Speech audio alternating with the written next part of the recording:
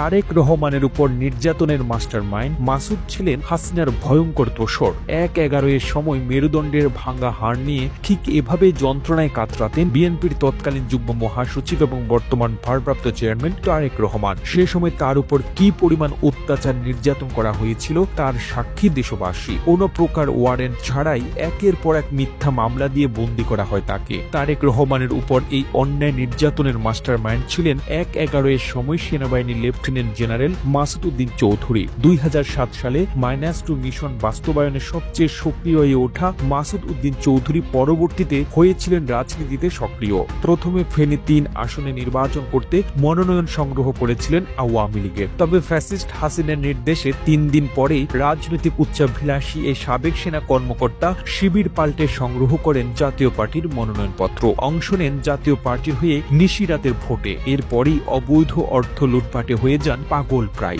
বিভিন্ন গণমাধ্যমের খবর ও অভিযোগ আছে মালয়েশিয়ার শ্রমবাজার চক্রের অন্যতম হোতা ছিলেন এই মাসুদ। এমনকি শ্রম ব্যবসার আড়ালে করতেন আদম ব্যবসা ও নারী ব্যবসা। বিভিন্ন ট্যুরের কথা বলে নিয়ে যেতেন বিভিন্ন নায়িকা বা উঠতি মডেলদের। এই সিন্ডিকেটে মাসুদের সাথে জড়িত ছিলেন বেনজির আহমেদ, নাফিজা কামালের মতো স্বৈরাচারের দোসররা। আর এই বিষয়ে অনুসন্ধান শুরু করেছে দুর্নীতি দমন কমিশন দুদক। প্রাপ্ত তথ্য থেকে পাওয়া অভিযোগ পর্যালোচনা করলে দেখা যায় ফেনী ৩ আসন থেকে নির্বাচিত সংসদ সদস্য লেফটেন্যান্ট জেনারেল মাসুদ উদ্দিন চৌধুরী ২০১৫ সালে 5M ইন্টারন্যাশনাল নামে একটি রিক্রুটিং এজেন্সি প্রতিষ্ঠা করেন। মালয়েশিয়ায় এককভাবে শ্রমিক পাঠানোর শীর্ষে রয়েছে 5M ইন্টারন্যাশনাল। প্রতিষ্ঠার পর থেকেই প্রতিষ্ঠানটি মধ্যপ্রাচ্যে ২৫০০-এর মতো কর্মী পাঠিয়েছে। তবে মালয়েশিয়া চক্রে ঢুকে এই এজেন্সি একাই ছাড়পত্র নিয়েছে ৮৫৯২ কর্মী। মাসুদের নামে দুর্নীতির ছাড়াও অভিযোগ আছে জুলাই বিপ্লবের ছাত্রদের উপর হামলারও।